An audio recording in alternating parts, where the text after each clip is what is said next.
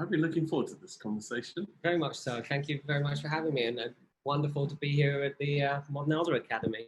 Yeah, look, thanks for joining. We have a room full. Hi.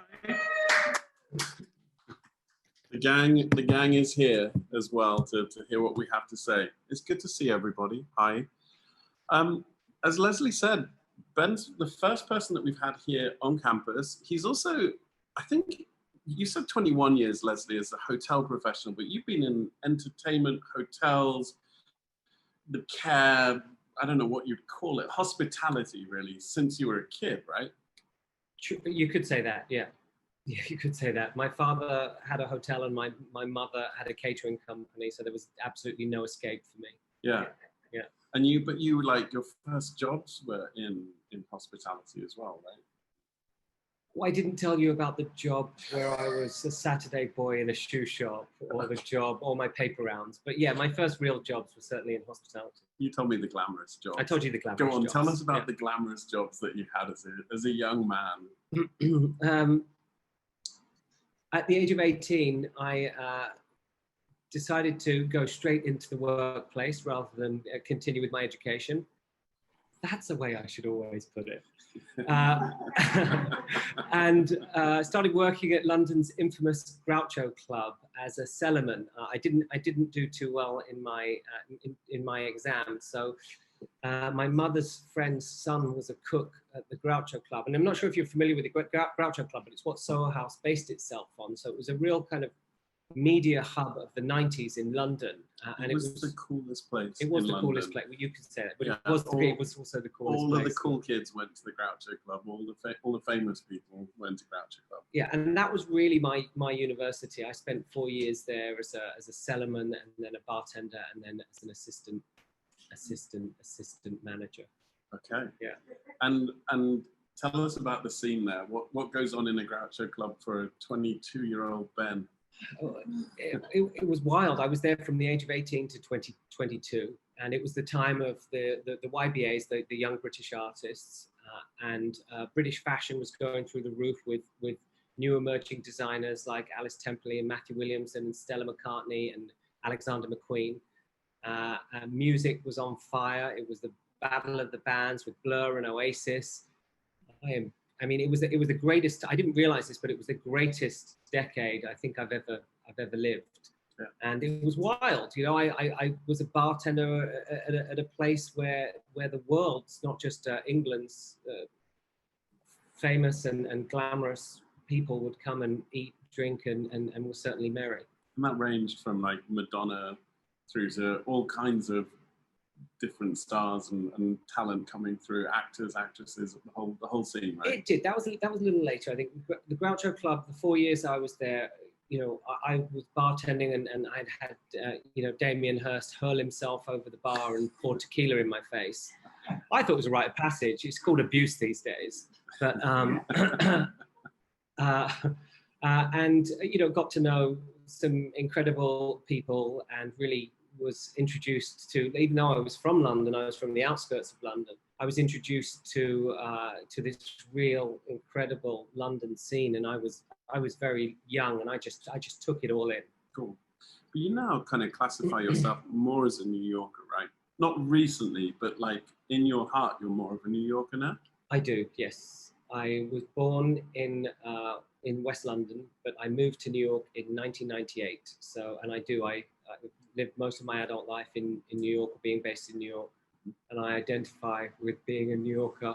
God, I hope my mum does not see this. She'll have words. She'll have words. She'll have words. And what took you to New York?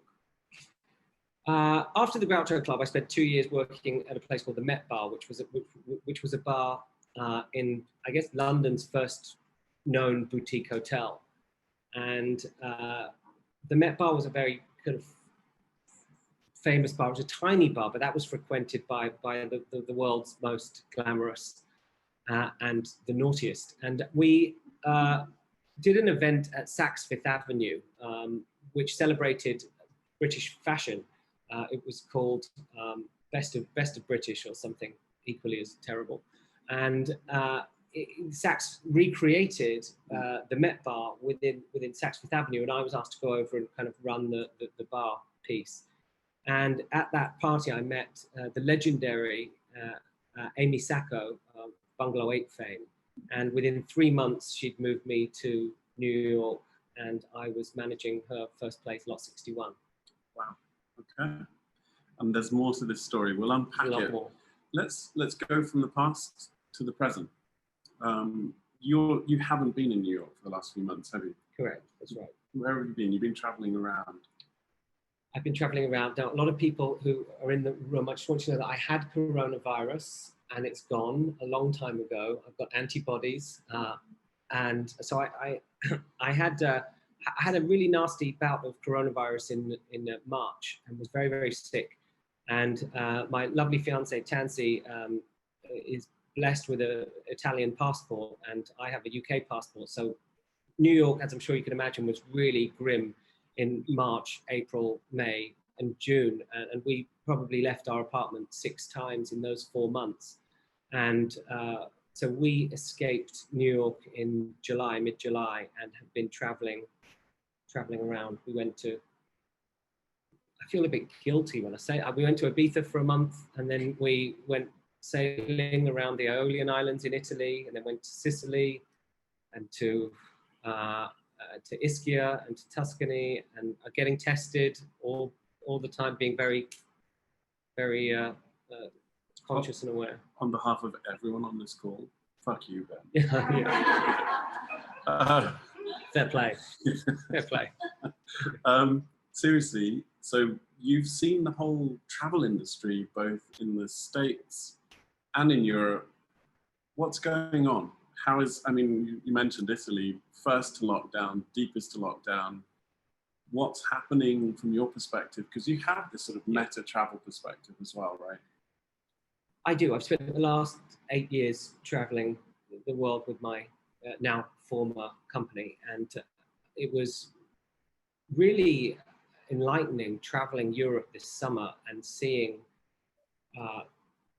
people's desire to travel has not changed, and nor will it. I think we are naturally,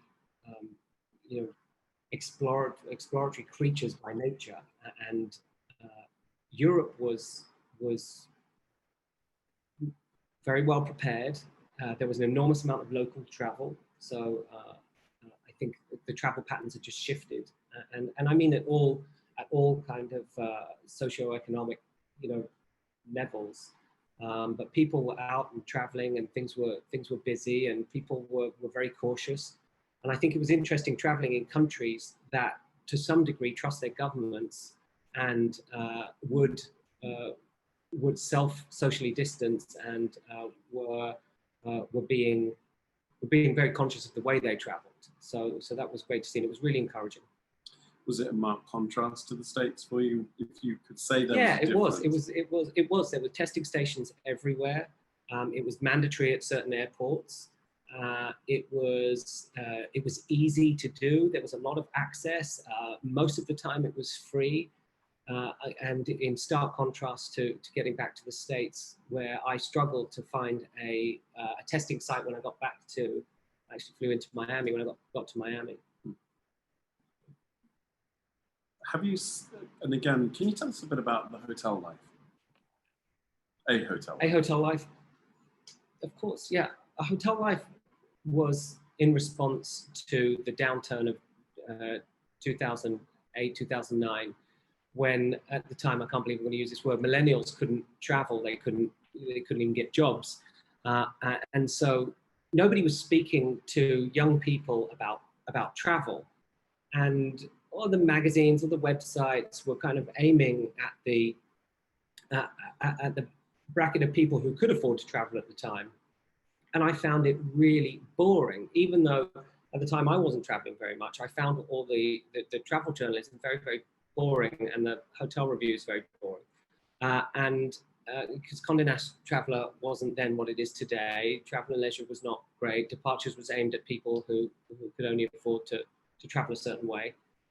And so I remember I was playing football, and I sat in the diner with another English Ben, a friend of mine, and I said, mate, I've had this brilliant idea.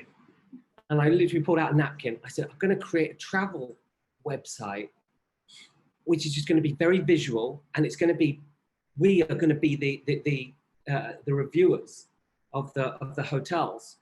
And it's really going to be aimed at a younger generation. And we're going to review everything from boat houses to teepees to lakeside palaces. We're going to be based on taste. And we're going to get all our cool friends to review them so that people trust us. And I think he said something like, mate, that's a shit idea. You don't know anything about the internet or something like that. And he was absolutely right. And I did it anyway. And we very quickly amassed a large readership.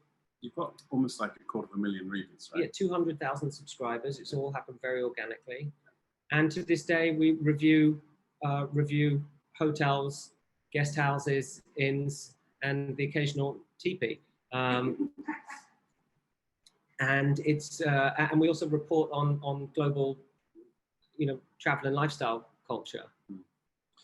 So, okay, let's get back onto the narrative. You're traveling between the States, you're traveling between Europe, you're seeing hospitality both in your old job and now in your future job. You're thinking with this platform about the arc of travel. What's changing? As literally in the moment, what are you seeing that's going to have to change in travel? What are you seeing that is going to be good, and what are you seeing that's going to be bad?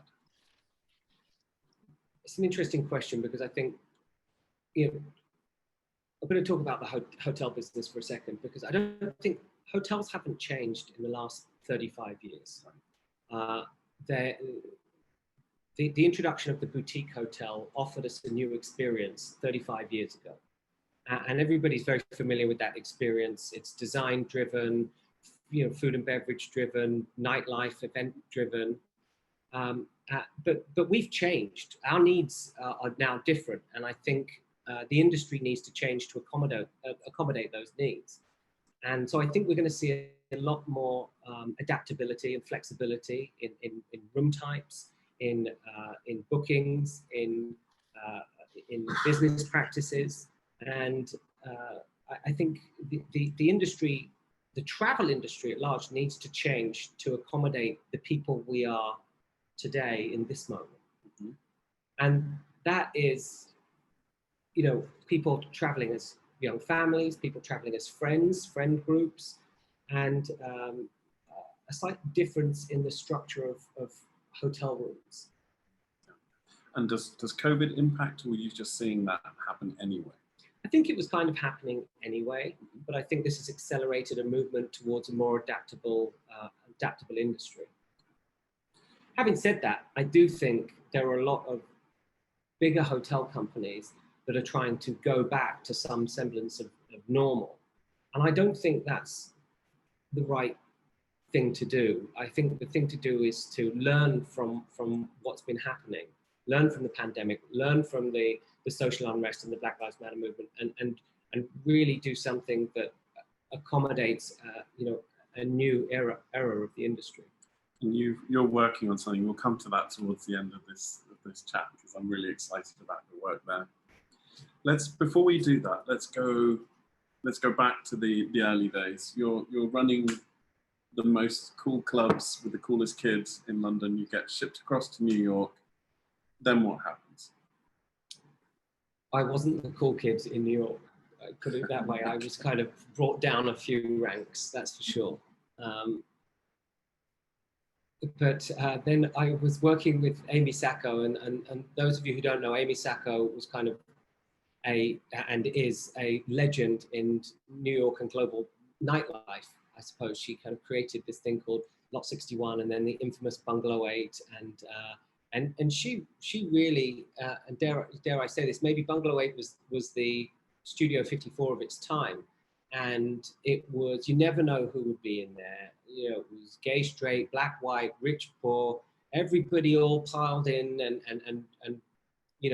Bruce Willis would jump on and start DJing, and then this kid would be, just a skater kid that Amy found on the street who she thought was very cool, so he would be part of the mix. And it was this brilliant moment in time, and it certainly my introduction to New York was exactly what I needed it to be. It was exciting.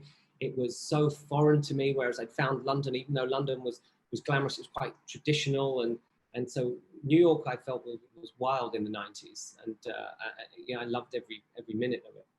Sorry, what was the question? Just like, woo, reminiscing there. Well, that was fun. I'm exhausted. At what point in all of this do you meet Ian Schrager?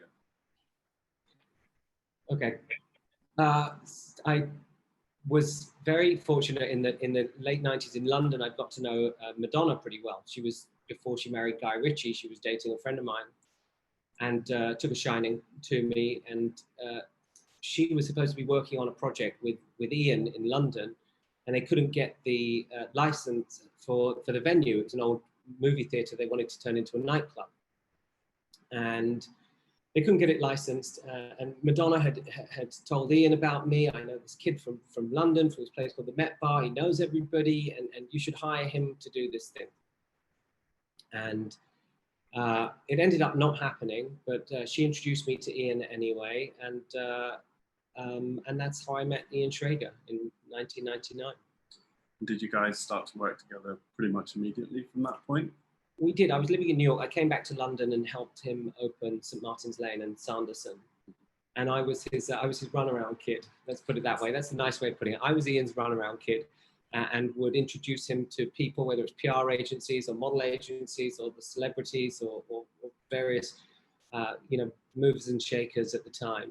And was the best education I could have had in an industry that I didn't go to college for. Yeah. Was he a mentor to you? Do you feel like you were able to learn from him? I definitely learned from Ian, but it wasn't necessarily in the traditional mentorship capacity. I learned good things, and I learned other things. Okay. Enough said. That's for a New Yorker, you're very British sometimes. Very British. That's because this is water. If this was mezcal, then we're getting some different answers. Yeah, later tonight for the group that's here. We got this. Okay. So how long do you work with Ian Schrager, and what are you doing all this time? Are you just sort of serving drinks and getting rowdy, or did you progress in your career in that 21-year period? If I was serving drinks and getting rowdy, I probably wouldn't be in this scene. But I certainly started off at serving drinks and getting rowdy. I worked in food and beverage for many years, and then in marketing, and most recently, for the last 8 years, I've held the position of Vice President of Brand for Edition Hotels, which was an incredible ride. We opened 10 beautiful hotels over 8 years, and I have an enormous amount of respect for the guys at Marriott who believed in Edition enough to support its trajectory. Amazing. What was it? What was the concept? I don't know too much about that marriage between Schrager and Marriott. The concept of Edition was almost bringing luxury lifestyle to the masses in a way, or to the world. There are plenty of lifestyle hotels that people don't like to stay at because the level of service or finishes or food and beverage is not necessarily what you're looking for. And it's not luxury because that's where, that's too traditional for this generation. So this idea of luxury lifestyle had never been done as a brand. And I think we managed to pretty successfully bring that to an audience who didn't know they were looking for it. I was going to say that to you. You said to me that you offer the things to people that they didn't even know they desired. From a brand perspective, as a hotelier, how are you doing that? What does that even mean? To have this idea of anticipatory, an anticipatory thought process where you are continually looking for ways to bring things to your guest before the guest really knows they want them, through collaborations and partnerships, through restaurants, bars, through events, and even through the way you kind of position yourself socially and digitally as well. And it goes deeper than that, right? It's not just here, enjoy this. It's also exposing them as well to different design ideas. And I know here at the Academy, we're even trying to expose people to ideas and so on. Was that part of what you were doing? Was there a culture element as well as a design? Very much so. Edition in the work that I've done over the past 8 years has really had a firm focus on keeping the brand very aspirational. So that means connecting with all the shiny things: art, film, fashion, music, theatre. But at the same time, instilling this sense of, to some degree, responsibility. So making sure that we set aside a lot of our marketing budget to events and campaigns that actually had some purpose and impact, and introducing thoughts and ideas within the company that stretch far beyond just the shiny events.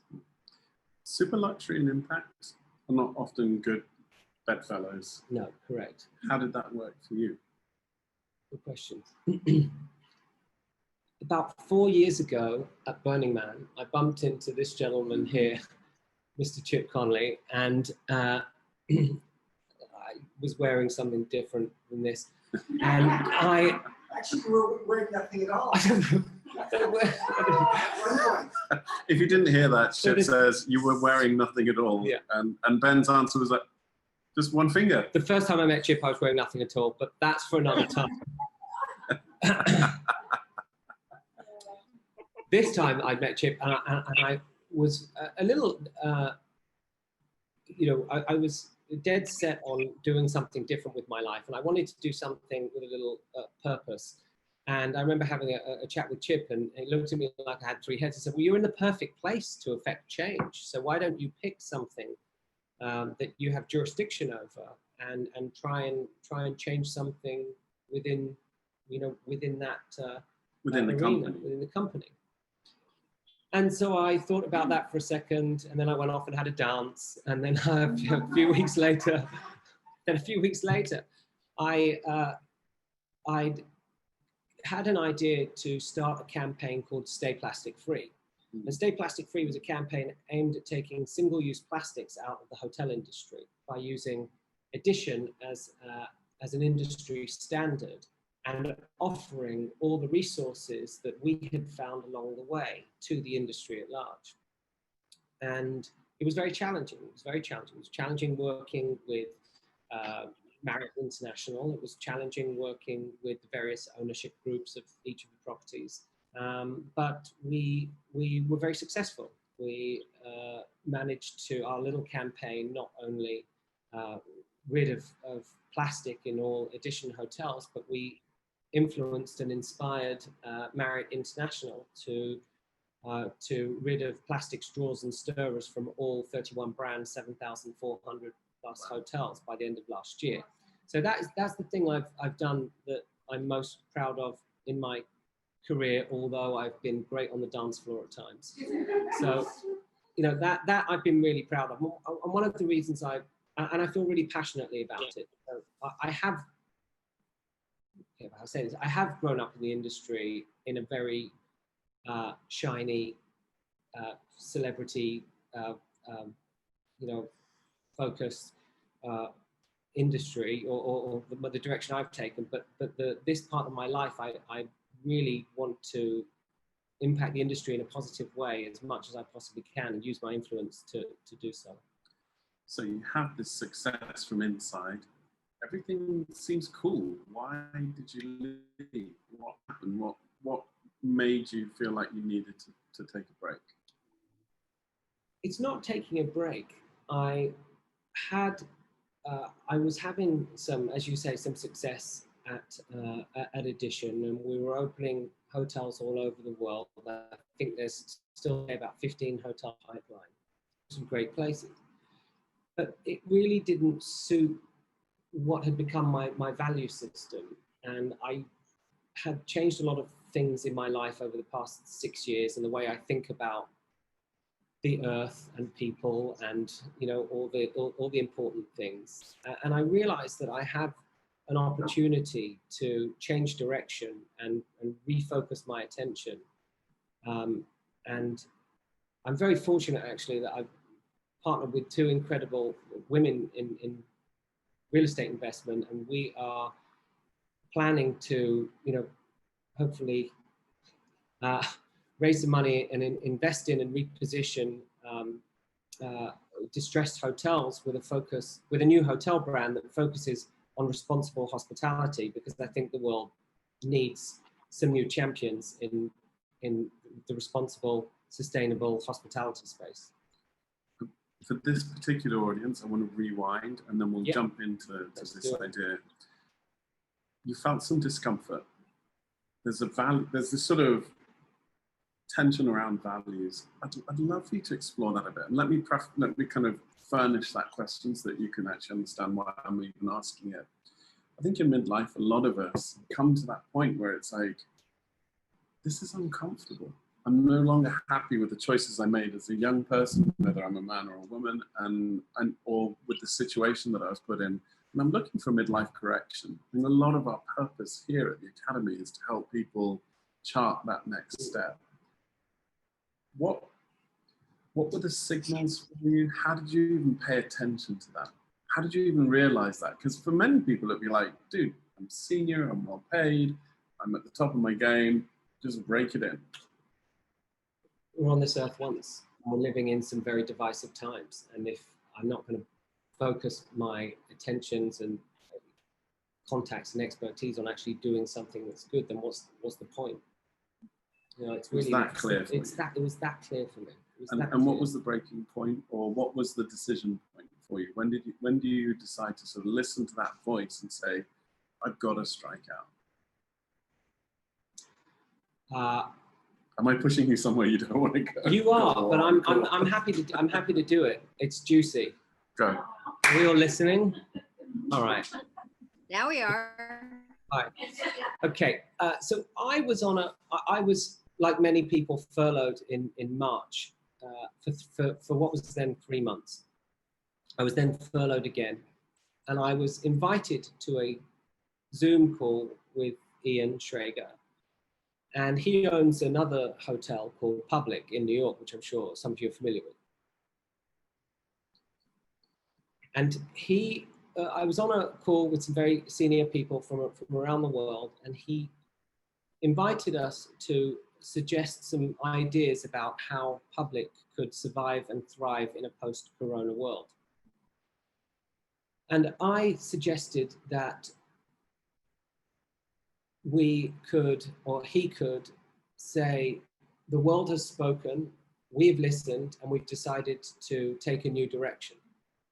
As in, the world has spoken, and you know, Mother Earth needs some attention.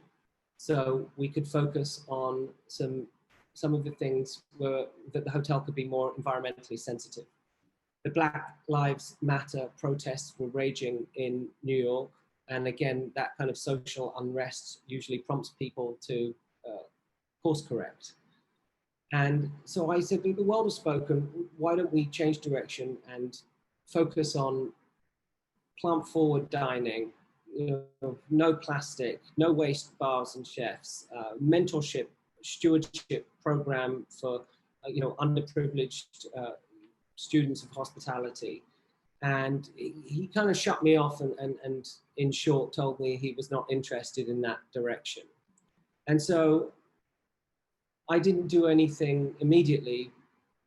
I did sleep on it for a night, but the next day I decided that this was no longer a direction I wanted to take in my career, and resigned the next day. There's a moment of courage right there. Right. But knowing also that I had been speaking to two incredible women who had similar values to me and who wanted to positively impact the industry in a way that hasn't been done before. So how did you find them? How do you meet people like that? I worked with one of them very briefly, and she since is married with kids and living in Tel Aviv, and is just a good human, really good human, and very inspiring. And then she met Michelle, who's right there. Hi, Michelle. Hi, she Michelle. met Michelle working for WeLive or WeWork. Okay. And so it really, not saying this because you're there, Michelle. I don't know if Shiri's on, but I'm very, they're very inspiring to me. So. Cool.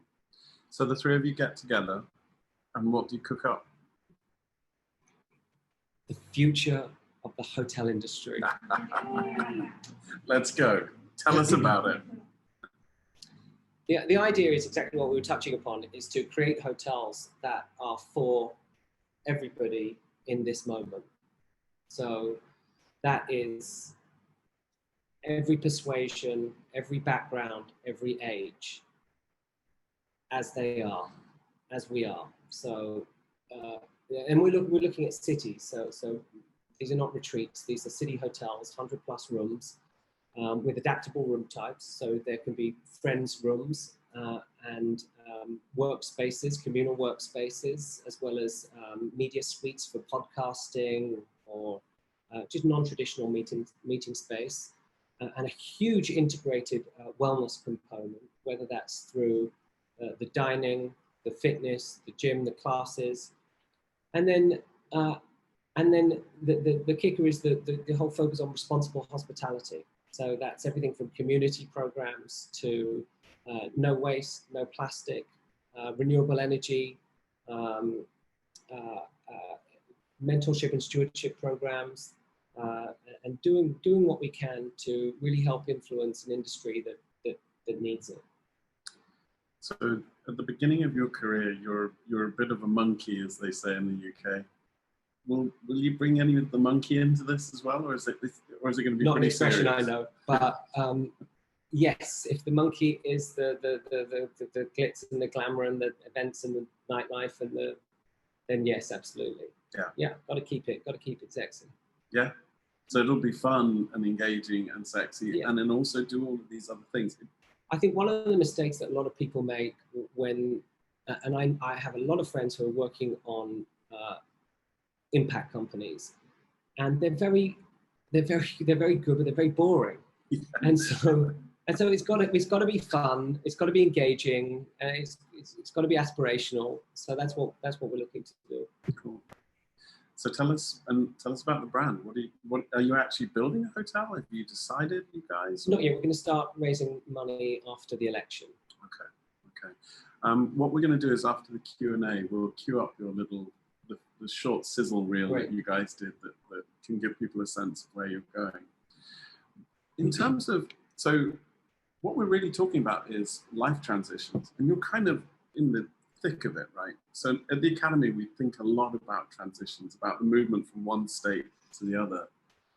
You're setting up a new business. You're getting married as well, right? Yes. So how are you with transition? Do you enjoy transition? Do you find it difficult? I think it depends. Well, I've been working for Ian Schrager for 21 years. It's been a wild ride, to say the least. And I have learned an enormous amount, and I don't regret a thing. And I have seen things. I've seen things. But it was time to kind of, the ripe old age of 46, it was time to step into a different part of my life and to really acknowledge and recognize the moment that I'm in now and the person that I want to be for the next part of my life. And that's different from the person I have been. And so I was talking to Chip probably about, probably 3 months ago now, and he said, why don't you come, maybe it's longer, why don't you come down? And I think the first thing we need to do, Ben, is help you evolve your identity. And it's great because we've talked a few times over the past since that time, and it's been happening naturally because I think the leaving, and I'm sure other people have done this, leaving a job in corporate America, you don't realize the weight that's lifted until a few weeks or months after you leave, and it presents some terrifying, ideas about the future is the stability and the benefits and the paycheck and all the stuff you need. But then, with that comes this sense of renewed passion and enthusiasm for the new, for the value system that actually lives within you. And your fiance is in for this ride. She's signed up with you. She's definitely signed. I'm sure she's very happy that I moved on from Edition, because I think as we all know, when we spend so much time in a certain job, you kind of take on this role and you play a part that may not necessarily be the person you are. And I realized that I'm shedding the pieces that are allowing me to be the person I want to be in the future. So she's happy about it. Yeah. When all the work starts happening. Stop trying to read between the lines. It's my job. Last question, and then we'll go to the group. Paint us a picture in 3 years' time about what you've built together, the three of you that are brainstorming right now and creating. Honestly, an ideal picture for 3 years' time would be to have 3 hotels in great cities that do exactly as we set out to do, to offer people a new way of staying, knowing that they're having a great time, it's really fun, and that we are doing things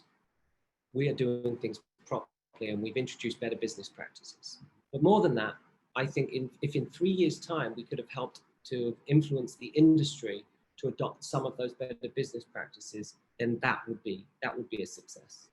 Beautiful. Ben, that was amazing. Thank you. Thank you. Leslie, I'm gonna open it up to the group. Can you help us sort of track back through some of the questions?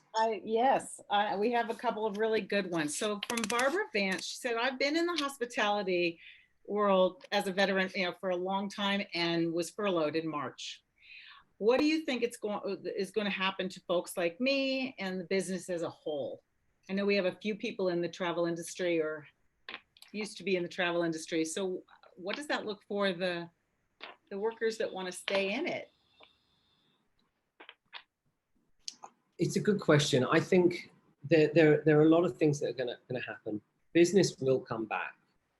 We are resilient, and the industry will come back. As I said, people's desire to travel has not changed. Right. There's a lot of pent up energy, and people are ready to go. People are ready to go anyway. So I'm sure as soon as there is a vaccine, as soon as people feel like it's safe enough to do so, as soon as people are getting facts and protection from their governments, I think the industry will come back, and it will come back relatively quickly. And I say relatively quickly because I think a lot of business travel will not come back for another 2 or 3 years. Because some companies are getting used to work from home. But I was very happy to hear that, I think it was the Netflix CEO said, we can't wait to get back on the road again. Working from home is great, but there's nothing as good as being able to smell your colleagues. So I think business travel will certainly come back, and hotels will be full again. And actually, for the guest, I think they're the winner, because service is going to be better than ever. I think there's going to be a lot of new service systems implemented. Cleanliness is going to be great, and just I think the overall experience, once we get past a certain threshold, is going to be great for the guest.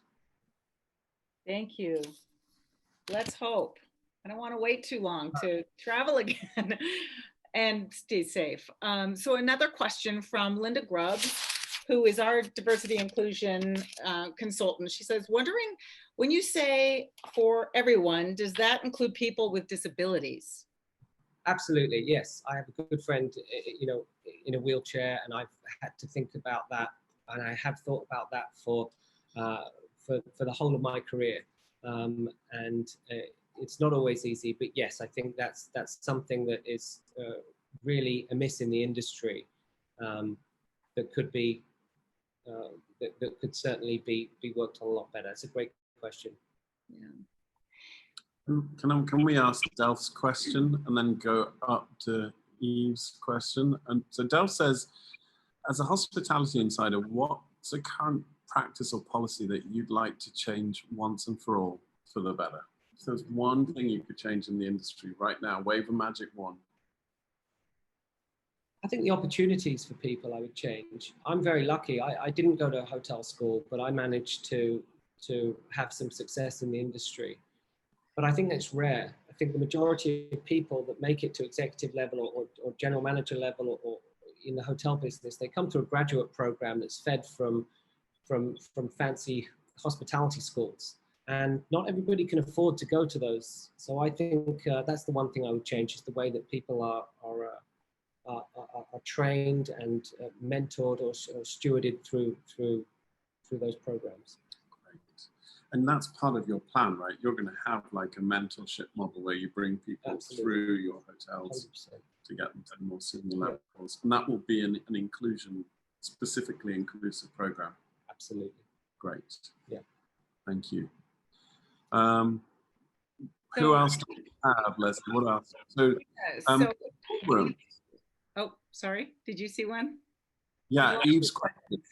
Yes, that's the one I was looking at too. A large revenue stream is the ballroom in hotels for galas. I travel as a benefit auctioneer, or used to, 80 flights a year. Will you eliminate the ballroom and add studio to accommodate virtual events? Or what would happen? Virtual events.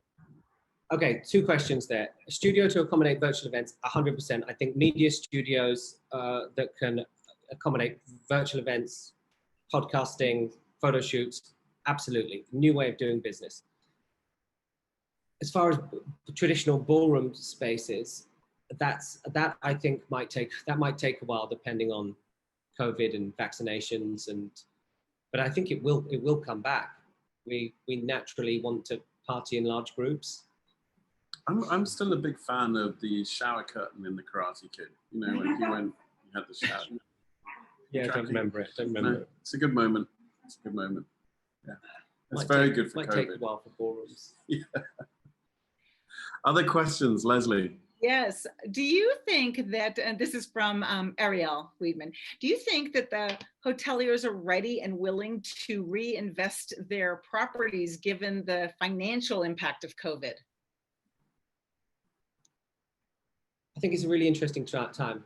One in four hotels are going to default on their loans in the next 6 months. I think restructuring debt is going to be very difficult over the next few months, years. But I do think there is opportunity for people who are willing to innovate or have the luxury of being able to do so.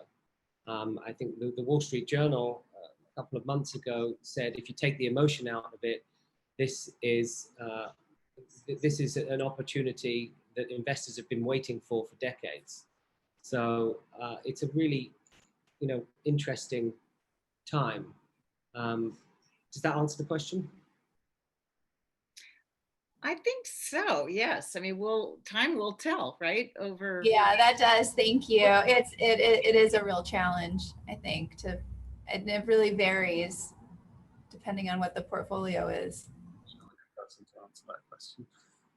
Thank you, Ariel. We've got a couple other questions, and I like seeing faces on. I don't want to just repeat all these questions. So Marcella, you had one. You can unmute yourself and come on board and ask your question about transition.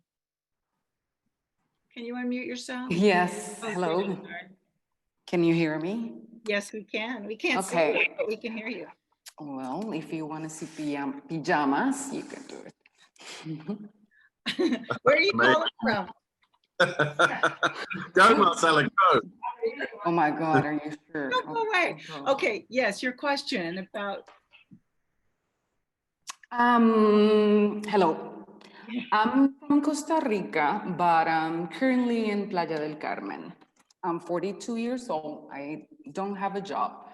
And my question is, being overqualified because maybe a lot of experience, because I'm 42. Is there any hope, or it's better to change and have other options in maybe another industry? Thank you. That's a tough question, because I've got a lot of my friends asking me the same thing. And I think if there are other opportunities, then you should certainly explore them.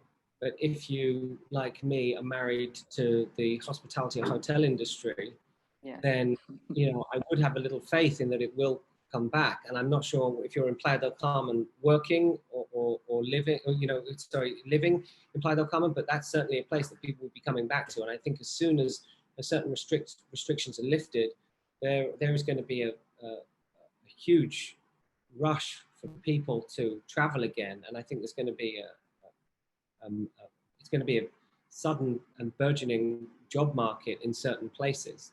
And certainly, maybe that's not going to be in business hotels, but in leisure, for leisure hotels, I think there's a good opportunity that things will come back a lot sooner.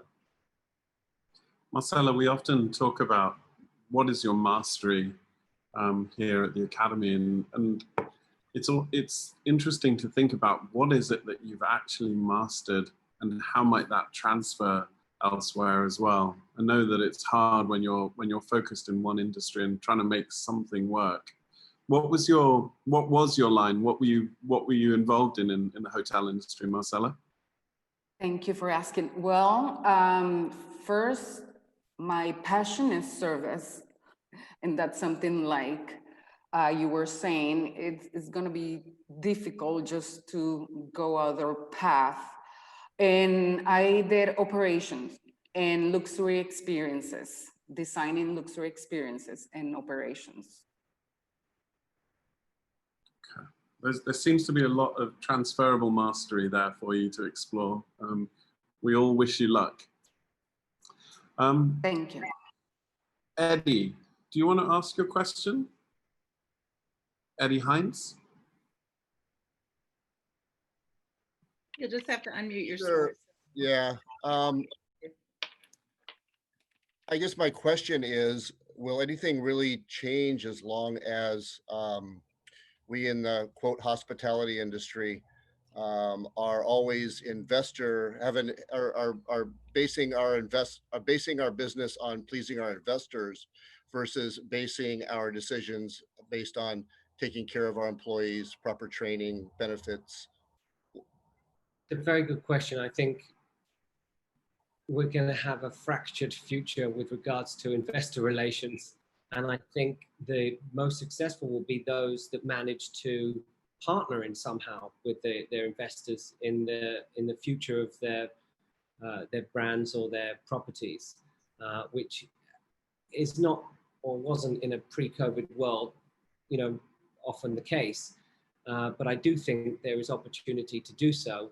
We've put a few feelers out to various investors who are, who we are hoping will manage the relationship a little differently than they have done in the past.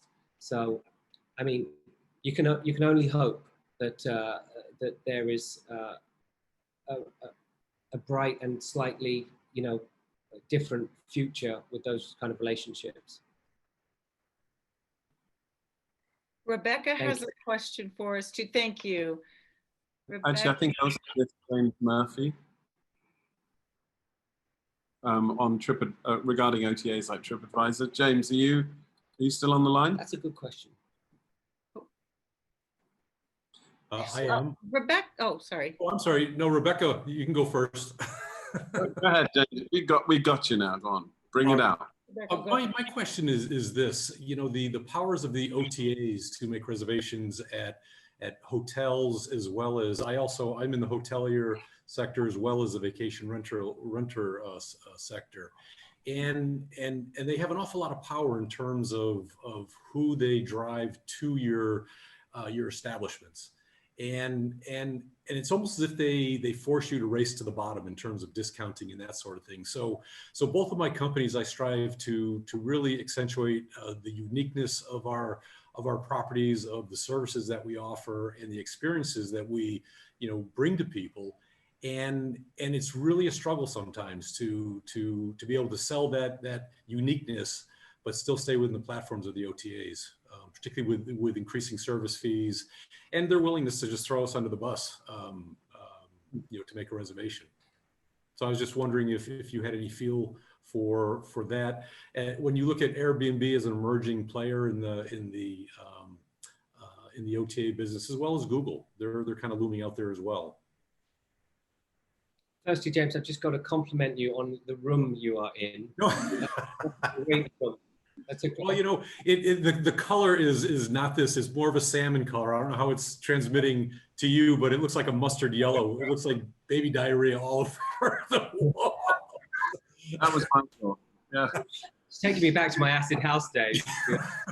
But James, it's a very good question, because nobody wants to pay a 24% commission to the OTAs. They don't, and there are ways, and there are new business practices and new companies that are coming up with technology that actually fits a new generation of traveler. So Khalid Maneri from Six Travel is about to launch next month this incredible thing called Self-Book.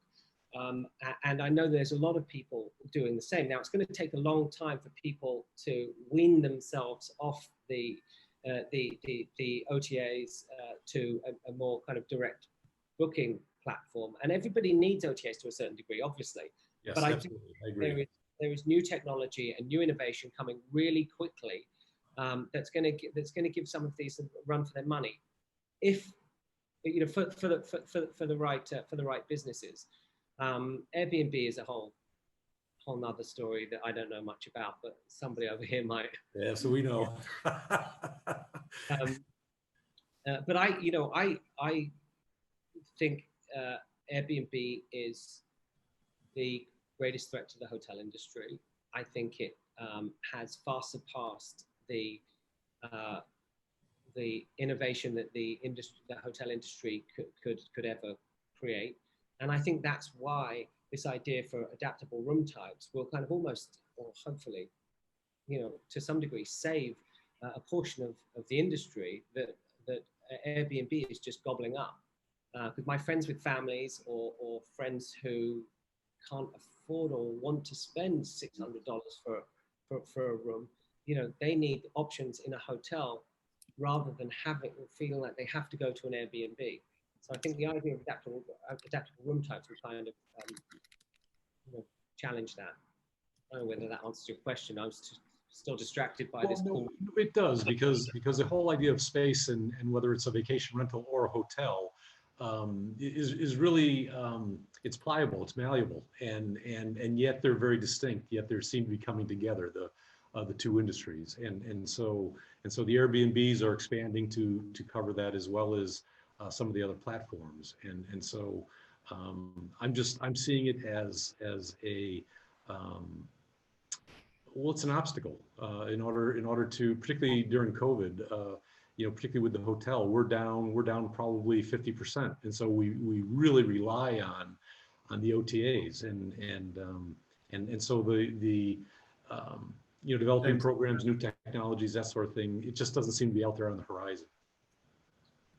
James, I'm gonna wish you luck from our end. We've got a couple of minutes left. Yeah. Think about interior decorating in all the thank you so much for your question. We are going to move on. I want to make sure we get Rebecca Witter to be able to ask her question before we close. Yes, I wanted to say hi to Chip and thank you for this program. And also, we have a situation where we have a master plan and we've just been newly syndicated for investing in the area of Yosemite. And we are sharing your values exactly. Sustainable leads and vision for infrastructure, renewable energy is going to have a plant right there. It's resort, residential, and recreational. And I would love to have some guidance on resources that would add value and talent to this project that's ready to launch. Wow, what a great question. And let's finish on that then. What was the actual question? The resources. What are the The resources? resources and Sure. recommend We're losing you a little bit, to Rebecca. bring this to. What's the question? Sorry. I don't have very good internet. I live in Silicon Valley, in the middle of Silicon Valley, and we have no good internet. I actually think they do it on purpose, just especially around Sand Hill Road. They make it really, really bad down there. No cell reception, no internet. As I understood the question, Exactly where we are. So maybe you could call me afterwards. as I understand the question, they're setting up a hotel that is trying to do exactly what you're doing. She's asking, what are the other resources that you would point to? And it sounds especially like on the personnel side as well, that would help them do a better job. Right. So the question is, what are those resources and how do you get to them? Exactly. We need to go through the same exercise. We need to go through the same exercise ourselves. Right. You're the city house and we're the country house. Right. So, but basically our vision is the same and our hopes are the same. So I would love to have a discussion on how we can help one another through this. Well, And I'm sorry. I said, let's take it offline. I'd be happy to help if I can. I'd love to offer all the resources that I have. That would be fabulous. Rebecca will and vice versa. Thank you, Rebecca. Thank you so much. What a pleasure. Thank you so much for joining us for this hour. Everyone else, thank you so much for coming online, and we will see you again in a couple of weeks. Don't forget, Christine Sperber will be doing her community talks next week on Tuesday at the same time, and definitely worth catching into what she's up to there. Thank you. Thanks very much, Jeff. Thanks for joining, everyone.